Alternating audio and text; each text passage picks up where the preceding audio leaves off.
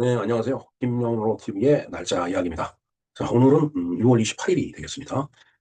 자, 얼마 전에, 연전이죠. 연전에 무슨 일이 있었나 하면은, 홍범도 장군, 홍범도의 흉상을 육군사관학교 그 교정에다가 이렇게 세워놔갖고, 어, 국가를 그 방위하는, 정의 사관을 길러내는 학교에 그 공산주의자에 협력했던 그 홍범도의 형상을 세워서 그들이 날마다 지나다니면서 보게 만들어야 되느냐 라는 그런 논란이 이제 있었습니다. 여러분도 기억을 하실 거예요. 그래서 그걸 갖고 물론 이제 홍범도 장군도 열심히 독립을 위해서 이제 헌신한 건 사실입니다. 그렇기 때문에 이제 그런 이야기를 주장했던 분들 얘기는 독립기념관 같은 그런 어떤 그 독립운동을 위한 어떤 그 사료라든가 그다음에 그런 인물들을 기리는 그런 장소에서 그렇게 전시를 하고 형상을 이렇게 만들어 놓고 하는 거는 이해가 되지만 육군사관학교 교정에 그런 걸 놓는 게 과연 그 올바른 거냐 해갖고서 상당히 그 논란이 이제 많이 일었었습니다. 어, 뭐 어쨌든 그분들은 그분들대로 그 나름대로 일리 있는 주장이고 그다음에 또 그에 반대하는 사람들은 또 그건 있을 수 없는 일이다. 그걸 철거할 수 없다라고 해서 또 어떤 우리 사회에 엄청난 갈등이 있었던 것도 사실입니다. 근데 어찌 보면은 그전에는 없었던 갈등이 오히려 21세기 들어서면서 더 지금 첨예하게 대립이 되고 서로 각을 세우면서 지금 서로 충돌하고 있는 양상이 아닌가 이런 생각을 해봅니다. 시간이 가면서 역사가 아물어지고 그다음에 정리되는 것이 아니고 오히려 시간이 가면서 더 상처가 붉어지고 서로 갈등하는 그런 양상이 돼 가는 것 같다라는 생각을 금할 수가 없습니다. 그렇다는 얘기는 역사가 후퇴하고 있다라는 그런 얘기하고도 일맥상통한다라고 말씀드릴 수 있을 것 같아요. 자, 어찌됐든 홍범도 장군, 홍범도 하면은 여러분들 그 뭐 많이 그 들어보셨을 거예요. 떠오르는 게 바로 자유시 참변입니다. 다른 말로 흑화사변이라고 이렇게 이제 부르는데 그 흑화사변, 자유시 그 참변이 어, 그 1921년 6월 28일 날 극동공화국 그러니까 소련 지금 러시아죠. 우리 그 북한에 보면은 함경도 저 끝에 있죠. 거기 보면은 그 소련하고 지금 러시아하고 그 중국하고 이렇게 그 이제 국경이 이렇게 맞닿아 있는 데가 있습니다. 좁목하게 그렇게 쭉 올라가면서 중러 그 국경 그 국경을 쭉 연하면서 왼쪽으로 이렇게 꼬부러지는 그런 그 지역. 거기가 지금 현재 그 러시아 아무르주라고 이제 그러는데 거기가 이제 예전에는 1921년이면 이제 그 러시아 혁명이 일어나고 이제 얼마 안 됐을 때니까 상당히 공산주의 운동이 굉장히 이제 심각하게 이제 그 진행이 되던 때였어요. 그래서 이제 그때 당시에 이제 공화국, 극동공화국이 거기에 자리 잡고 있었는데 소련이라는 게 소비에트 연방이잖아요. 뭐 나중에 이제 소비에트 체제가 갖춰지지만 그런 것들이 갖춰지기 전에 이제 그, 그 지역별로 그렇게 공화국이 이제 형성이 돼 있었던 거라고 보면 될 것 같네요. 그래서 그 극동공화국 내에 있는 자유시, 뭐 이제 소련 그때 당시에 소련 말로 소련 명칭으로는 이제 이따 좀 이렇게 살펴보겠지만은 그것을 이제 우리는 자유시라고 이제 호칭을 했다라는 얘기죠. 거기서 조선의 독립군들이 완전히 몰살당하는 그런 참변이 일어났었는데 그것이 바로 자유시 참변이 되겠습니다. 그래서 자유시 참변이라는 것이 이제 어떤 내용을 포함하고 있으며, 거기서 홍범도 장군의 위치라든가, 이제 그런 것도 한번 살펴보고, 무엇보다도, 저보다도 더 전문적인 지식을 가진 그런, 그, 사회 인사가 설명하는 그런 내용, 그런 것까지 포함을 해갖고, 하여튼 이 자유시 참변에 대해서 한번 우리가 공부하는 시간을 갖도록 하겠습니다. 그리고 오늘은 또, 철도의 날이기도 해요. 자, 철도, 철만은 가자. 뭐, 휴전선으로 이제 끌어졌을 때 이제 철만은 가자. 38선인가요? 네? 뭐 하여튼 그런 그 뭐라 그럴까 참 민족의 어떤 비운을 그 이제 상징하는 게 또 기차일 수가 있어요. 그 기차가 달리는 그 길이 바로 철로기 때문에 오늘이 그 철도의 날이 되겠습니다.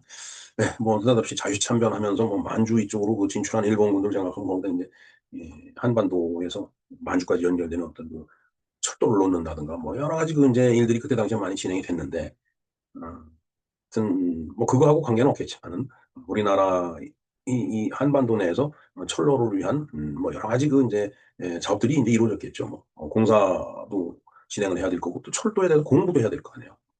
그러니까 이제 그런 개념을 모두 이렇게 뭉뚱그려 갖고 그걸 기린다는 의미에서 철도의 날이라는 것이 지정이 되어 있습니다. 그래서 그 철도의 날에 대해서도 간략하게 알아보는 그런 시간을 갖도록 하겠습니다.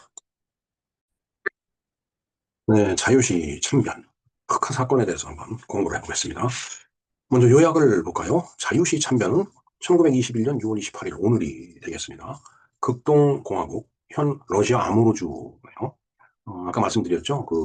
어, 그 러시아와 북한의 그 경계, 함경도 저 끝이죠. 그 우리나라는 호랑이로 비유하면 하여튼 저 이제 머리 그 귀는 그쪽, 토끼로 비유해도 그 귀 쪽입니다. 거기서부터 이게 중국과 러시아의 그 국경을 따라서 이렇게 왼쪽으로 이렇게 쭉 올라가는 그 일대가 극동공화국이었다고 합니다, 옛날에. 극동공화국 내에 스보보드니, 러시아어로 자유로운 곳이라는 그런 도시가 있었는데, 러시아어로 뜻이 자유로운이라는 뜻이니까 스보보드니라는 게, 이게 우리나라 사람들 그걸 자유시라고 부른 거예요. 의역을 해갖고. 아, 여긴 자유시다. 실제로 자유가 있었는지 없었는지는 모르지만, 자유가 자유로운 동네이기 때문에 자유시다라고 불렀다는 얘기죠. 거기서 붉은 군대의 통수권 접수를 거부한 한인 망명 독립군들이 포위 진압된 사건이다. 완전히 뭐 몰살을 당한 거죠. 그러니까 뭐 쭉 이제 설명이 나오겠지만은 우리나라 독립군들이 이제 저쪽으로 이동을 했어요. 뭐 여러 가지 그 이제 이런저런 연유로.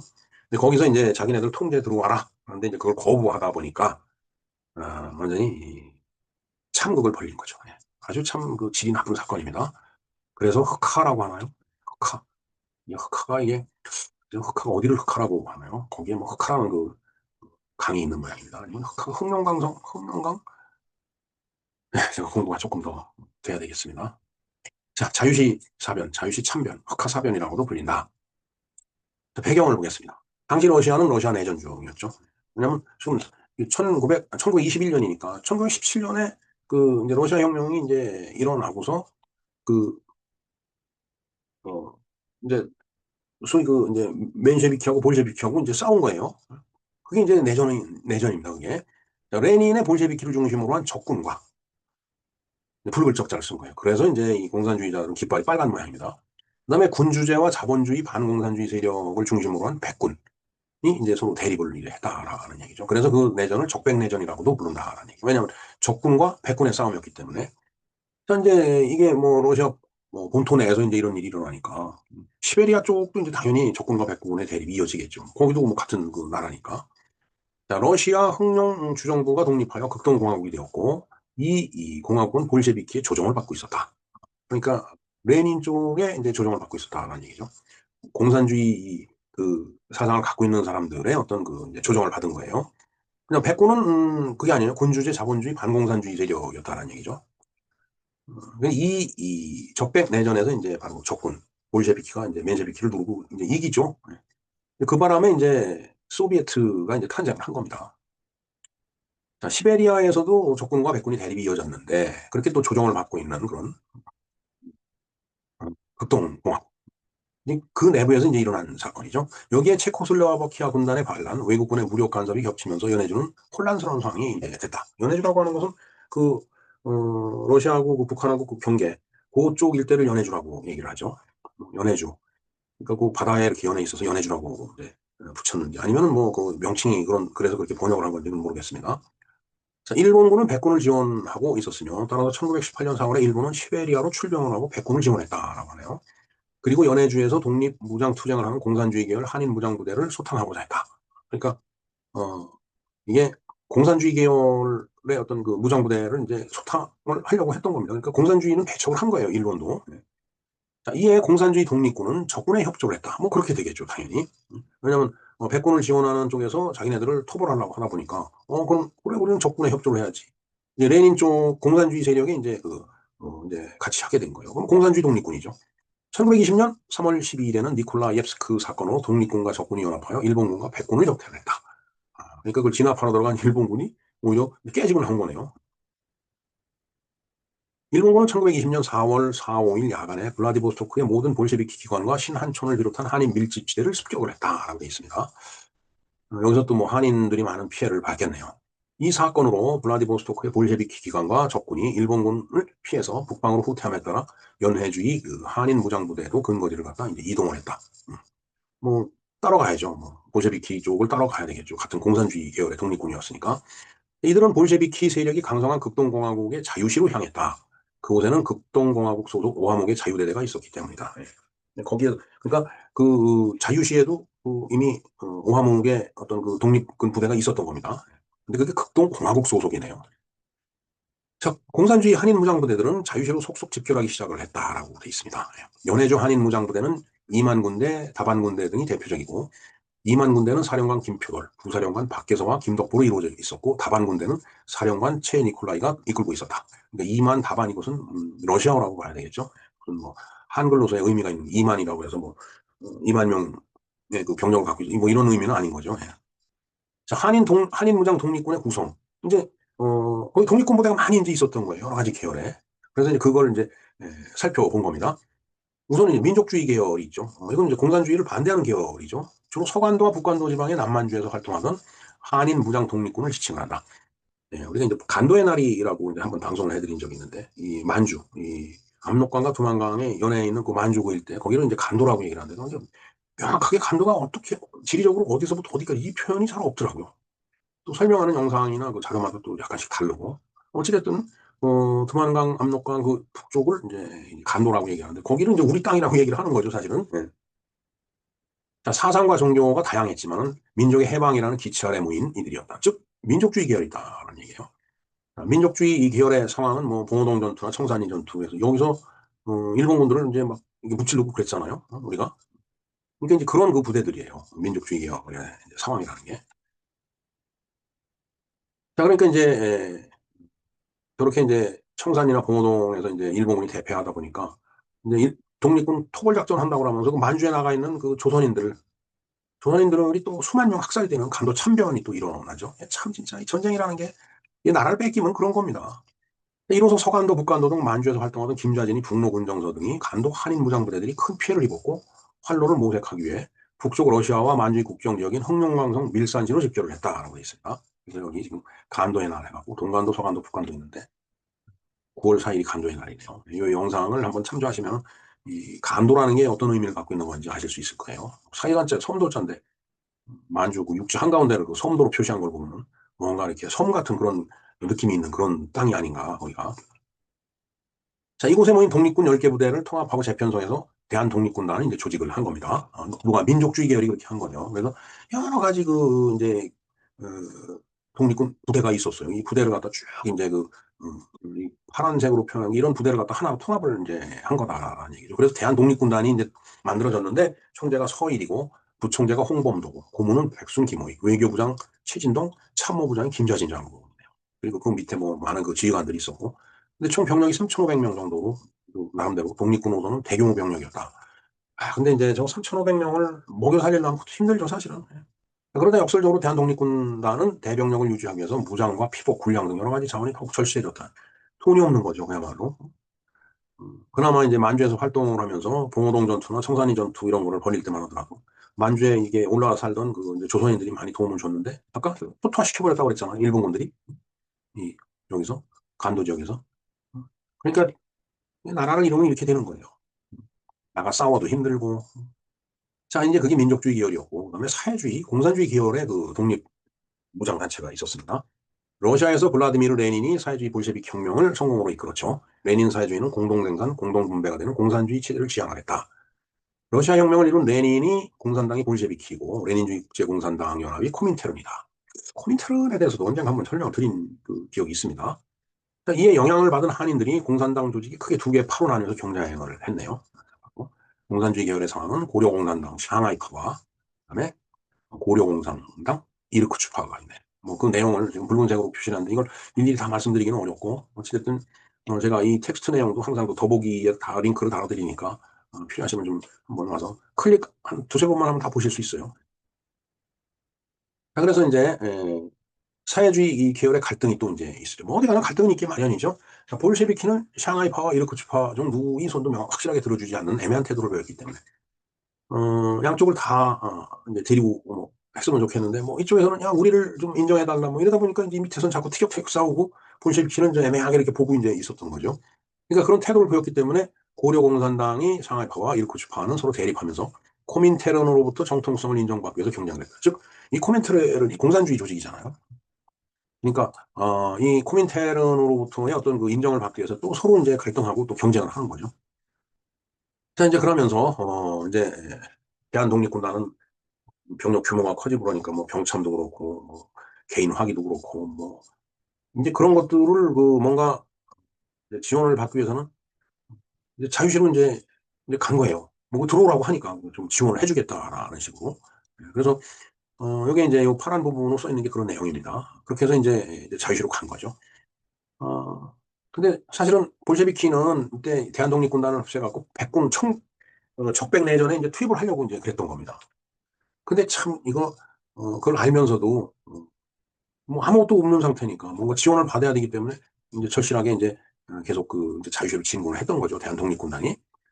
연해주의 항룡강성 일대에서 한인 무장부대에 활동하던 문창범, 한창현이 도움으로 대한독립군단은 만주 러시아 국경 하천인 우슈수리강을 넘어 안전진위대인 연해주 이만에 집결했다. 이만, 현 러시아 달레레 첸스크. 이름도 참 복잡합니다. 거기가 이제 그때 당시 이만이라고 불렀던 거예요. 극동공화국 소속 자유대대의 오하목은 자유시에서 대한독립군단을 위한 군대 주둔지를 마련할 테니 이곳으로 집결하기를 권했다. 그러니까 이제 글로 이제 들어간 거예요. 지원도 해줘야 된다고. 근데 이게 적백내전에 투입을 하려고 하는 이게 좀 찝찝하면서도 이제 간 거죠.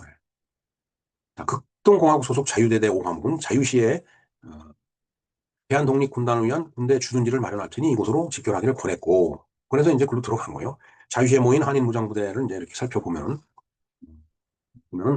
그 최진동, 그다음에 홍범도, 서일 등 앞에서 이름이 다 나왔었죠. 서로 군정성어가 있었는데 이제 이 사람들도 들어간 거고, 그다음에 이제 여기 보면은 김표돌, 그다음에 최니콜라이, 박일리아, 오하묵, 박그레골리 이런 그 부대들도 이제 여기 합류를 하게 된 겁니다. 이제 그래서 이제 거기에다가 이제 그 뭔가 자유시에 이렇게 이제 들어가서 야 우리는 정말 그야말로 이렇게 독립 그 무장 단체들이 이렇게 분리돼 있는데 이걸 하나야로 만들어 갖고 우리는 일본하고 싸우겠다. 그리고 적군 소위 그 맨쉐비키죠. 적군이 아니죠. 볼셰비키죠. 볼셰비키가 적군이죠. 그래서 이제 그걸 이제 돕지만은 일본군을 몰아내기 위해서 그리고 자치를 보장받으려고 이제 하는 거지. 사실 무슨 공산주의 운동을 하려고 그랬던 건 아니죠. 그런데 어디 그래요? 받아들이는 쪽은 다 와갖고 자기 그 휘하에 들어와갖고서 자기 말을 듣기를 이제 원했던 거죠. 그러다 보니까 이제 야 우리 통수권 내로 우리 통제하에 들어와라. 못 들어가겠다. 뭐 이러면서 이제 통수권의 갈등이 이제 일어난 겁니다. 예. 우리나라가 이제 나중에 독립할 때 그 중경에 이제 임시정부가 있었는데 임시정부도 여러 개 있었어요. 연해주에도 있었고 서울의 한성정부도 한번 방송해드린 적이 있습니다. 그다음에 샹하이 임시정부에 대해서도 한번 해드린 적이 있고 어찌됐든 이 계열이 다 있기 때문에 다 지지하는 게 달랐던 거예요. 그러니까 갈등이 일어날 수뿐이 없죠. 예. 자, 자유시는 극동공화국 땅이었고 자유대대는 극동공화국 소속 부대였기에 한인 무장부대는 이르크츠크파의 자유대대에 편입되어야만 했다. 예.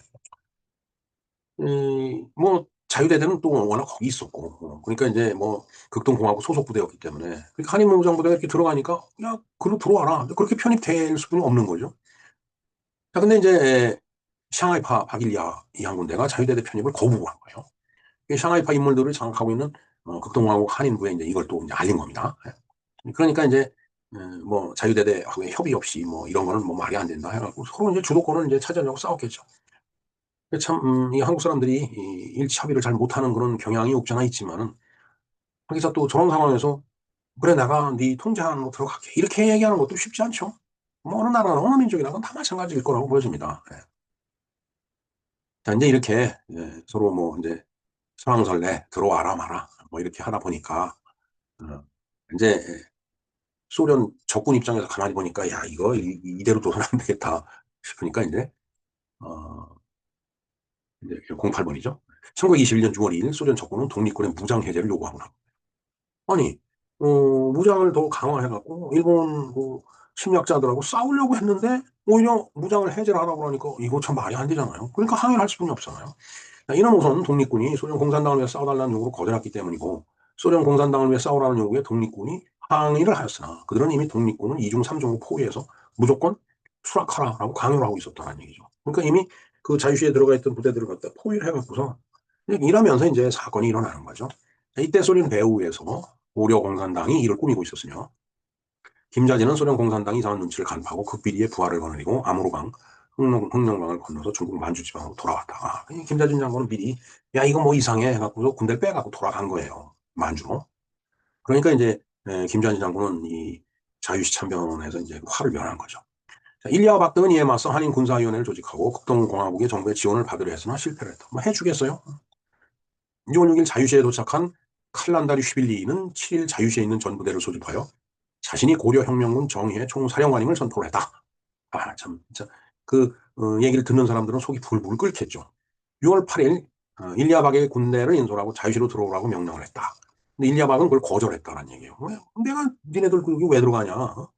이게 거부를 한 거죠. 근데 이제 대한독립군의 홍범도와 안무의 군대는 명령에 따라서 자유시로 들어간 거예요. 그러니까 여기에서 이제 문제가 생기는 거죠. 그래서 우리가 그 홍범도 장군의 그 사진을 보면은 그 스탈린이 준 그 권총을 이렇게 차고 있는 그런 사진이 있다고 그러잖아요. 그러니까 이미 이때 홍범도는 이 공산주의 계열 쪽으로 몸을 담근 거다라는 얘기죠. 그러니까 독립운동을 했어도 공산주의 이 사상을 가진 사람을 육사 연병장에다가 흉상을 세울 수는 없다라는 게 이제 이쪽 자유우파 쪽의 주장이었고 좌파 쪽에서는 그게 말도 안 되는 소리다 뭐 이렇게 또 얘기를 한 거죠. 뭐 양쪽에다 책사들이 있어 자기네들이 하는 얘기 보면 참 기가 막힙니다. 이쪽 사람들 얘기 들어보면 그게 맞는 것 같고 저쪽 사람들만 들어보면 또 저게 맞는 것 같고 그래서 홍범도 장군이 독립운동한 것은 또 사실이기 때문에 그런 사람들은 독립기념관 같은 데 가서 기념을 하고 그야말로 공산주의자들과 지금 싸우는 장교 군의 간성을 길러내는 그런 사관학교에는 그런 흉상을 둬서는 안 되겠다라는 게 이제 그때 당시에 그 주된 얘기였습니다. 그리고 저도 그에 동의합니다. 예. 자, 6월 27일 오후 11시 사할린 의용대의 연대장 그레고리 리에프까지도 카란다 리빌리시에 투항을 했네. 점점 투항을 하는 거죠. 네. 승산이 이게 없구나 이렇게 판단한 거예요.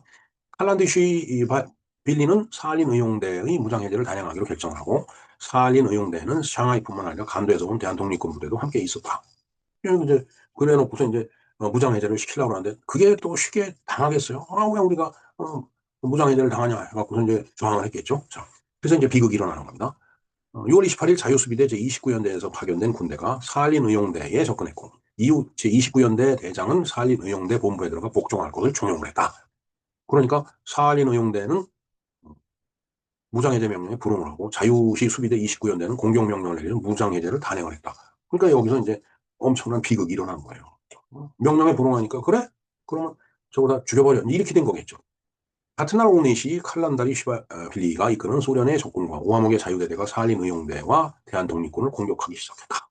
그러니까 소련 적군 군대와 거기 소속돼 있었던 오하목의 자유대대가 우리 그 대한독립군을 갖다 공격하기 시작한 거예요. 근데 이제 뭐 무기도 없었다고 그랬잖아요. 무기 지원을 받고 싶어 했는데 그러니까 뭐 개인 화기에는 뭐 특별한 게 없었을 거라고 보여집니다. 그런데 거기다 대고 기관총, 장갑차, 대포를 이용해 갖고서 막 공격을 해야 되니까 그 뭐 뻔한 거잖아요. 독립군 뒤쪽에는 강이 있어서 도망가지도 못하고 뭐 피해를 더 키웠다. 그러니까 다 죽게 된 거다라는 얘기죠. 자, 그래서 몇 명이 죽었나 한번 볼까요? 독립군 사상자 자료는 피해자 측과 가해자 측이 크게 차이가 난다. 피해자 측인 사할린 의용대의 주장에 따르면 현장에서 사명 72명, 익사 37명, 뒤에 무리였기 때문에 기병의 추격으로 산에서 사망한 사람이 200여 명, 행방불명 250명, 총 600여 명이 사망을 하거나 행방불명이 되고 917명이 체포가 됐다.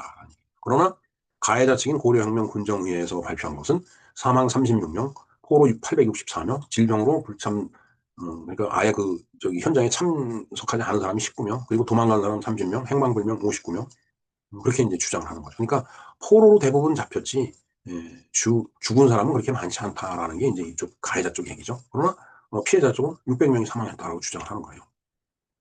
참. 자, 그래서 결과를 볼까요? 이르크츠파와 샹하이파 간의 공산주의 권력 다툼에 대한 대한 독립군이 막대한 피해를 입은 참변이다.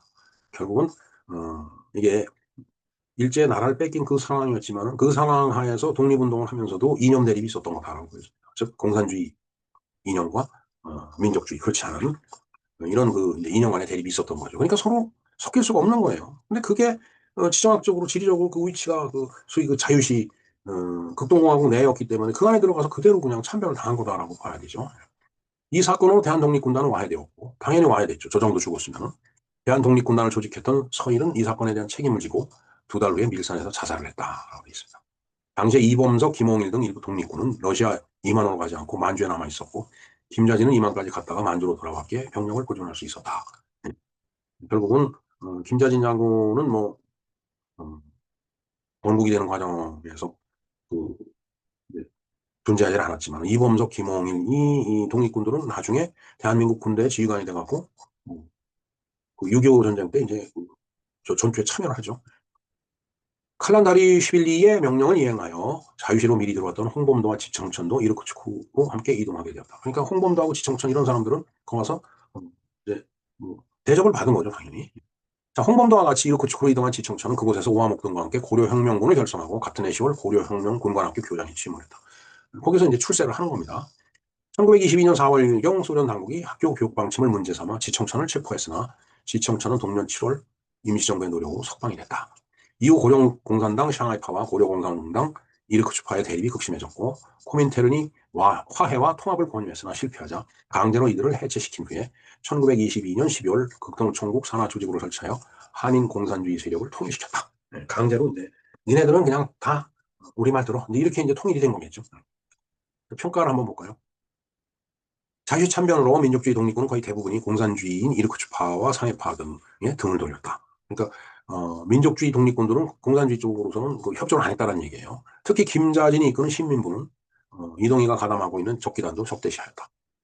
그러니까 이동희하고도 이제 등을 돌렸다는 얘기네요. 그다음에 독립운동이 내외부적으로 험난한 과정을 거쳤다는 점을 단적으로 보여주는 예요. 그러니까 얼마나 힘들었겠어요. 남의 나라 땅에 가갖고 돈은 없고 자원은 빈약하고 경력은 한정돼 있고 무기는 없고 일본군과 싸움은 해야 되겠는데 그래서 그 도움을 좀 받으려고 들어갔다가 저 참변을 당한 것이 바로 자유시 참변이다라고 되어 있습니다. 그렇게 해석을 할 수밖에 없으니 자 역사 교과서의 설명을 볼까요? 우리나라 교과서에서 어떻게 가르치고 있는지 이 사건에 대해 고등학교 국사교과서는 적세군이 감언이설에서가 자유시로 이동하였고 적세군은 동안 내전에 참전하였다. 그러나 적세군은 내전에 승리한 후 독립군의 부장을 강제로 해제하려 하였고 이에 저항하는 독립군을 공격함으로써 무수한 사상자를 낸 이른바 자유시 참변을 야기하였다라고 설명하고 있다랍니다. 이 설명이 굉장히 그 완곡한 표현이지만은 그 상태를 그대로 표현을 해주고 있는 겁니다. 그러니까 저기 들어가서 참변을 당한 그 독립군들은 뭐냐 이거예요. 그걸 참변을 당하게끔 협조하고 저쪽 편에 서 있었던 홍범도나 지청천 같은 사람들을 과연 기려야 되겠느냐. 이런 것 때문에 또 지금 현대까지 와서 갈등이 지금 야기되고 유발되고 있는 거다라고 보면 되겠습니다. 모든 그 판단은 구독자 스스로 하시면 될 것 같습니다. 자, 그래서 이제까지 쭉 이야기됐던 것을 연표로 다 이렇게 쭉 정리를 해봤습니다. 1917년부터 소위 그 러시아 10월 혁명, 실제로는 11월이죠. 이게 러시아 달력으로 그때 그 무슨 달력이죠? 지금 우리가 쓰고 있는 게 그레고리력이니까 율리시 율리시우스력인가? 예. 그거는 11월인데 실제로는 이제 그레고리로 봤을 때 11월인데 그 달력으로는 10월이기 때문에 10월 혁명이라고 지금도 부르고 있죠.